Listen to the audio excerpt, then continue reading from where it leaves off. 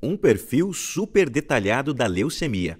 Um quarto dos casos de câncer em crianças se deve à leucemia linfoblástica aguda. É o tipo mais frequente e um dos com maior taxa de mortalidade na infância. Para decifrar as falhas nos mecanismos de reparo de DNA ligados à doença, pesquisadores liderados pela Universidade Federal do Rio de Janeiro se debruçaram sobre a literatura e exames de sangue de 500 voluntários. Eles identificaram 6 enzimas mais preponderantes nesse processo e a rastrearam em 200 pacientes com leucemia, além de fazer o mesmo em 300 pessoas sem o problema, e constataram que a presença ou a ausência desses marcadores são decisivas para antever o prognóstico e guiar a quimioterapia caso a caso. Desponta assim um exame capaz de orientar médico e paciente do diagnóstico ao tratamento.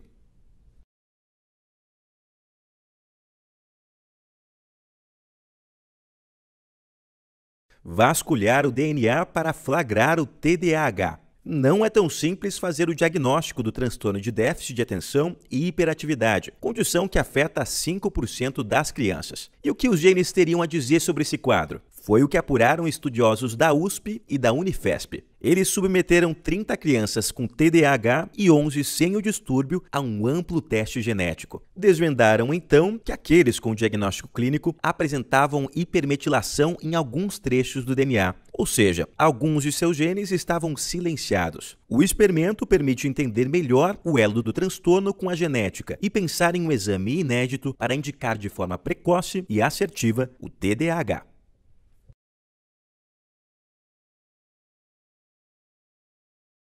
Pistas genéticas do risco cardíaco na lesão medular.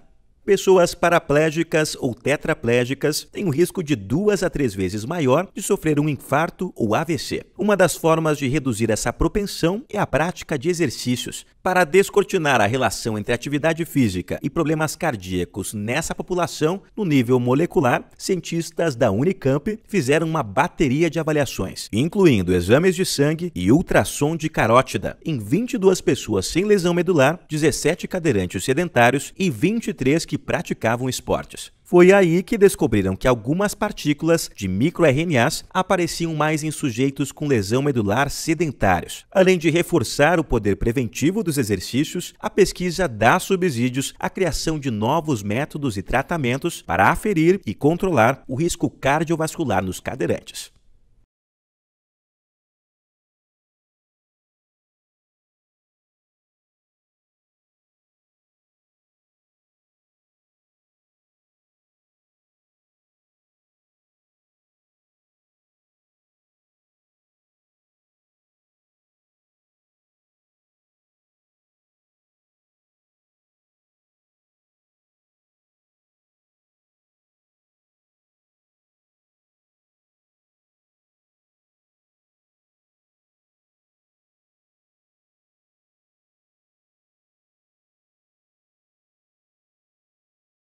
Visitas que mudam vidas. Ciente de que ambientes de pobreza e insegurança afetam o desenvolvimento infantil, um grupo do Instituto de Psiquiatria da USP articulou um programa de visitação a mães e adolescentes que vivem em condições adversas, o Primeiros Laços. As voluntárias foram divididas em 2 turmas. Uma seguiu o pré-natal convencional e a outra recebeu, além do pré-natal, visitas domiciliares de enfermeiros e passou por sessões com psicólogos. Nas idas às casas, profissionais aconselhavam as mães sobre a importância de buscar seus benefícios sociais e também de continuar nos estudos, além de orientações sobre alimentação e comportamentos de risco. E após o nascimento, ainda instruíam as jovens a estimular a criança com carinho, música e leitura. No estudo, os filhos das gestantes que receberam esse acompanhamento apresentaram uma capacidade cognitiva 15% superior aos do grupo controle.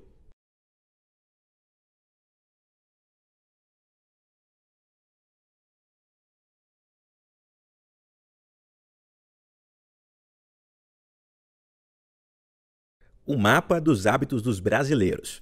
É contra o avanço da obesidade e das doenças crônicas que nasceu o Estudo Brasileiro de Nutrição e Saúde, uma iniciativa capitaneada pelo Instituto Pense, a Unifesp e o ILSE. Os profissionais percorreram todo o país para apurar os hábitos alimentares e de atividade física de 2.000 cidadãos de 15 a 65 anos. O trabalho conseguiu identificar, após analisar dados de cerca de 200 nutrientes, que tanto o consumo de sal quanto de açúcar estão acima do recomendado. E constatou que 7 em cada 10 pessoas são sedentárias. Traça, assim, um retrato de que 58% da população brasileira se encontra acima do peso. O levantamento traz subsídios para criar políticas eficazes voltadas ao combate da obesidade.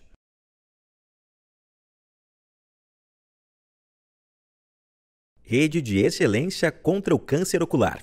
Os tumores que atacam os olhos precisam ser detectados e tratados com rapidez, sob pena de impor perda de visão, mutilação e morte. Atentos a esse desafio, em um país continental, oftalmologistas do Instituto da Visão e da Unifesp estruturaram uma verdadeira rede de assistência a médicos e pacientes. Além da base em São Paulo, eles construíram o primeiro centro de oncologia ocular da região norte, agilizando o acesso à população e a capacitação de profissionais. O projeto conta ainda com o Oncofone, ferramenta de telemedicina que dá consultoria em casos de tumores como carcinoma e melanoma, prestando serviço para diversos locais do Brasil. Mais de 500 novos pacientes são atendidos por ano nos centros, que atendem Manaus, São Paulo e suas respectivas regiões.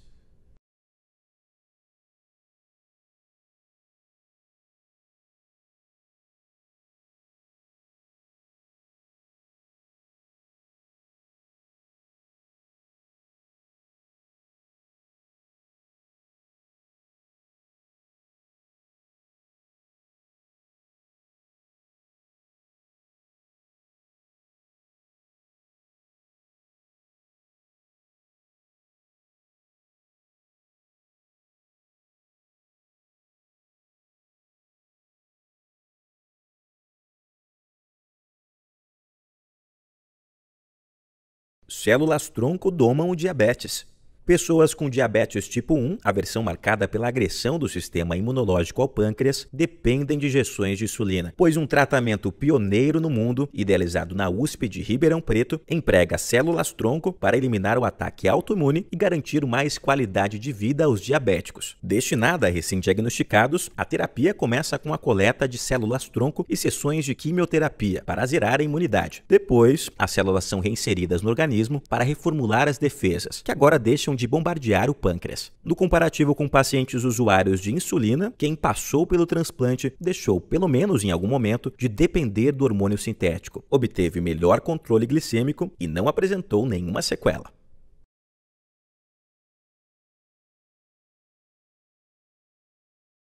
A touca que salva recém-nascidos. Entre 3 e 5% dos partos resultam em asfixia, situação que compromete a oxigenação do cérebro e o desenvolvimento do bebê. Nessas circunstâncias, é preciso submeter a cabeça da criança a uma hipotermia, processo feito por máquinas grandes e nem sempre disponíveis. A fim de contornar isso e ampliar o acesso ao socorro rápido, uma equipe de médicos do Rio de Janeiro criou uma espécie de capacete que resfria o cérebro do bebê para impedir o avanço dos danos. Ao ser inflada com gás carbono resfriado, a touca se moda ao crânio e ao pescoço da criança, reduzindo a temperatura e oferecendo 4 horas de proteção. É uma saída custo-efetiva para salvar a saúde de recém-nascidos em risco.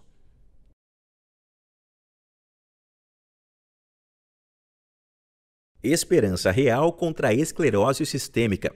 Perda de movimento nos dedos e nas mãos e falta de ar são algumas das manifestações da esclerose sistêmica. Essa doença autoimune, que agride várias regiões do corpo, é caracterizada pela ação das células de defesa contra o próprio tecido conjuntivo. Vislumbrando um novo e mais efetivo tratamento, uma equipe da USP de Ribeirão Preto aplicou o transplante de células-tronco em 102 pessoas com a condição. A técnica consiste na retirada das células e no desligamento do sistema imune, com a posterior reconstrução da imunidade. Agora, porém, ela não guarda a memória de ataque à pele, aos pulmões. Na pesquisa, 80% dos pacientes apresentaram melhoras como ganho de força, recuperação dos movimentos e cicatrização de feridas.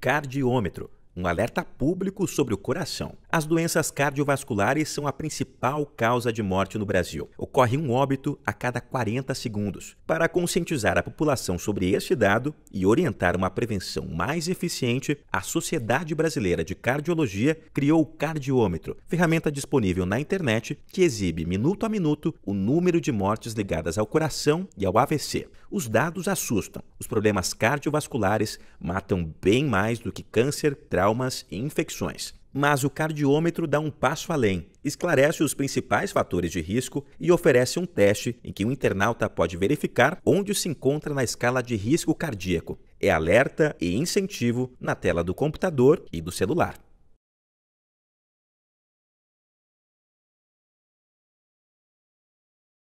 Treinamento para evitar os efeitos do bullying. Uma equipe da Universidade Federal da Bahia criou e testou com sucesso um programa para melhorar a autoestima e a saúde mental de adolescentes. O treinamento cognitivo-processual em grupo se baseia em exercícios em classe e em casa, representações teatrais, princípios de mindfulness e estimula atitudes éticas e assertivas. O programa é dividido em 4 fases. Na primeira, os jovens são convidados a investigar acontecimentos que dão origem a rotulações. Na segunda, um teatro simula um julgamento sobre essa crença. Na terceira, os alunos são instigados a rever as distorções. E na última, a etapa do mestre da mente, se consolidam técnicas para conter pensamentos negativos. Avaliado em 359 estudantes, de 11 a 17 anos, o método se provou capaz de reduzir ansiedade, fobia social e pânico.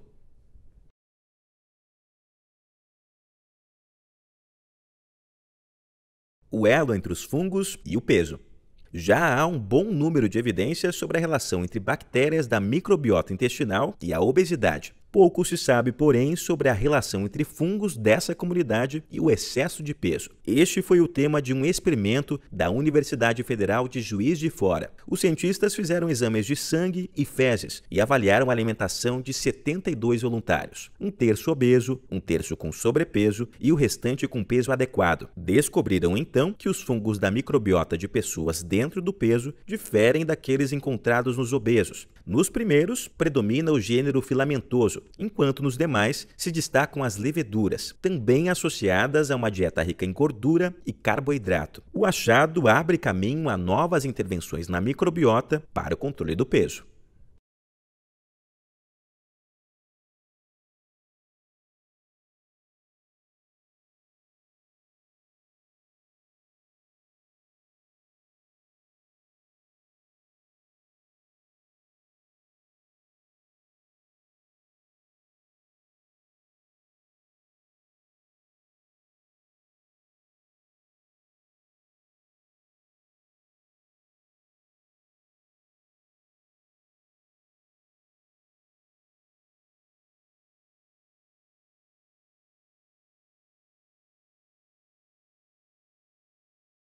O exame que dá voz às psicoses.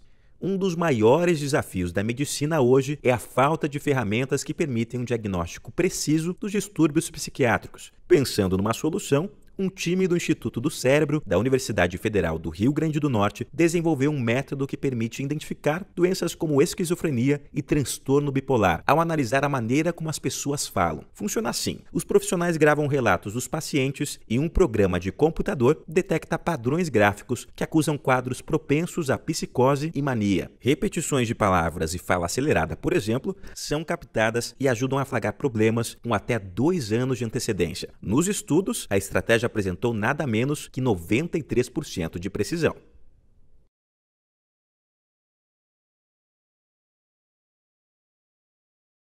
Apneia na ponta do dedo. Ligada a uma série de complicações, a apneia do sono costuma ser diagnosticada com uma polissonografia, exame complexo e de difícil acesso. Uma alternativa bem mais prática a esse recurso foi criada pela startup Biologix e validada em um estudo no INCOR. A tecnologia é composta de um sensor colocado na ponta do dedo do paciente e de um aplicativo para celular. Acoplado durante o sono, o sensor mede a variação do oxigênio nos vasinhos próximos à unha e manda as informações via Bluetooth para o aplicativo, que guarda todos os dados na nuvem. O programa elabora um relatório para confirmar ou não a apneia, que hoje afeta 1 bilhão de pessoas no mundo. Tudo isso sem sair de casa.